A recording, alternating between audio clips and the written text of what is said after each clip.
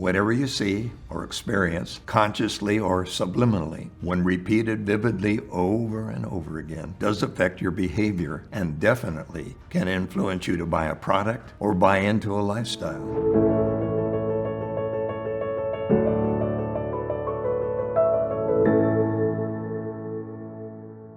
When your eyes are open, you see the world that lies outside yourself. You see the items of the room that you're in, the people, and the view of the landscape through the window. You take for granted that the objects are real and separate from yourself. However, successful individuals see the act of achieving in advance, vivid, multidimensional, clear. Champions know that what you see is what you'll be.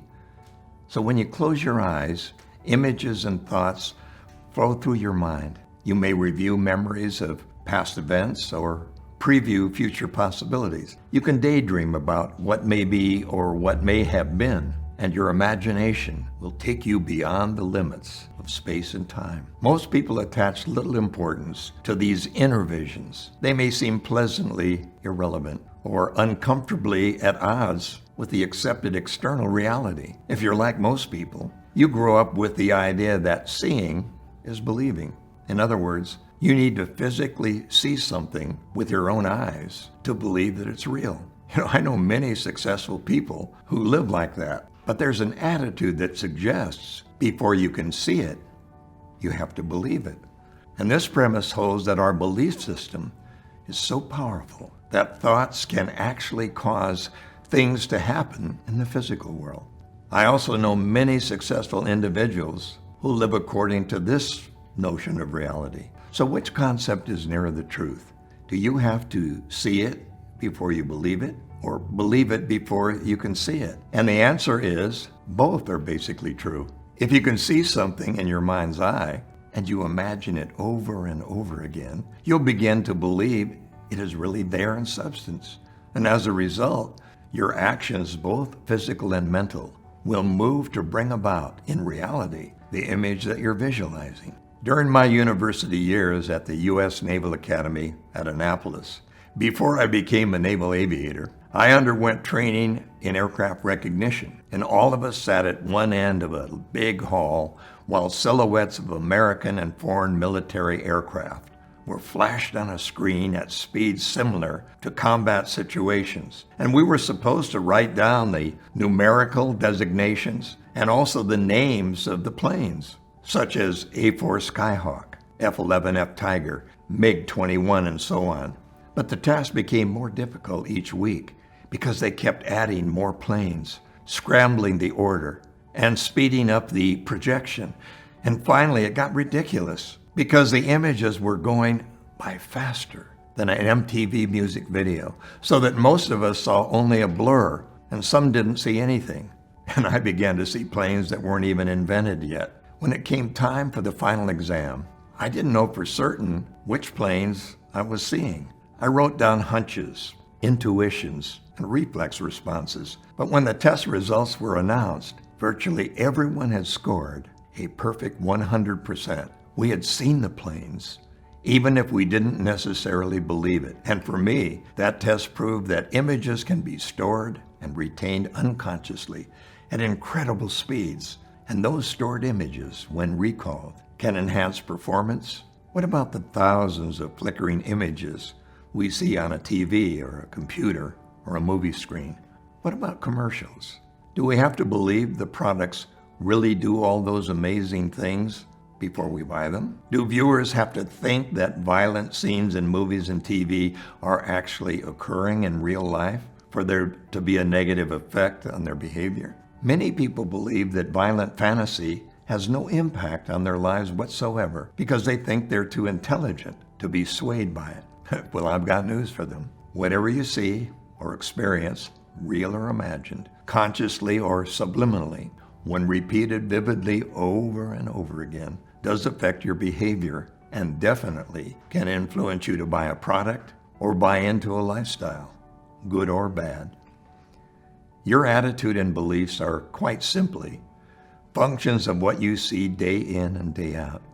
Information can be taken in almost unnoticed.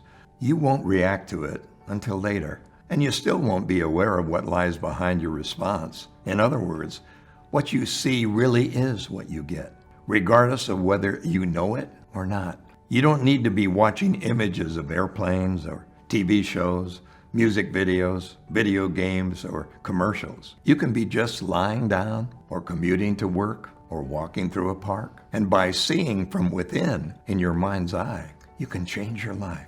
By rehashing fears and problems, you can make yourself distressed and depressed. As a result, you can botch a business deal, you can hurt a relationship, or lower your performance. By forecasting a gloomy outcome in your mind's eye, you can act as your own witch doctor and practice a modern-day kind of voodoo that will fulfill your negative prediction with uncanny accuracy. On the other hand, by replaying in your mind's eye the best game you ever played, you can repeat that best game again when the stakes are even higher and the pressure's on.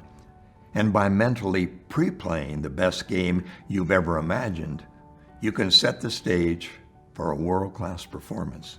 This instant replay and instant pre-play applies to anything from a successful sales call or athletic event to effective motivation of your teammates and children.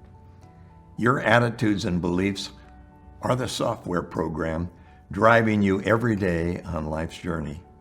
Breakthroughs in neuroscience have confirmed that neural pathways in your brain, physical highways loaded with electrochemical messages called traffic, can be rewired to create new images of achievement. New habits of excellence can be internalized, and virtual reality becomes reality. Thoughts do become things. Observation, imitation, repetition, internalization leads to realization. The law of attraction takes action over time to gain permanent traction. Know yourself is one of the fundamental ideas of modern philosophy, with origins in ancient civilizations, and it stands to reason that before we can understand others and their motivations, we need intimate insights into our own mental, physical, and emotional assets and liabilities. In order to gain the respect of others, we must first earn it. We must be respectable. In order to be a role model, we must first set a positive example. In order to lead others, we must first lead ourselves. In order to give others counsel, we must first counsel ourselves. We must look in the mirror when we ask who's responsible for our success or failure. We need to challenge our time-worn assumptions and prejudices and reflect on the vast potential within. If we lived 1,000 years, we couldn't discover more than a fraction of our creative capabilities. The acquisition of knowledge is a lifelong experience, not a collection of facts or skills. In decades past, what you learned in school was largely all you needed to learn. You could rely on that knowledge for the rest of your life. But with knowledge expanding exponentially, this is no longer true. Hundreds of scientific papers are published daily. Every 30 seconds, some new high-tech company produces yet another new innovation or application. Your formal education has a very short shelf life. A shared belief emerged from a recent roundtable discussion among a group of some of the world's most successful business leaders. All these leaders, while innovating in their businesses, were doing the same in other spheres of their lives. They agreed that their organization's ability to sustain a competitive advantage depended on the personal growth of their team leaders and team members, and that those who believed they had completed their educations were on a fast track to obsolescence. Lifelong learning, once a luxury, has become vital to continued success. Winners understand that yesterday's world records are today's entry-level requirements. Here's a question for this first lesson. Do you have to see it before you believe it, or believe it before you can see it? In other words, do you need hard evidence to support your beliefs, or do you put more emphasis on faith? Here is today's action step. Today, think of something that you believe to be true, based upon what others have told you. And then think of something very important to you that you've seen with your own eyes or experienced, that others may see differently. And this will help you understand how each of us looks at life through a filter, based both upon belief and experience. And discuss your responses with your colleagues.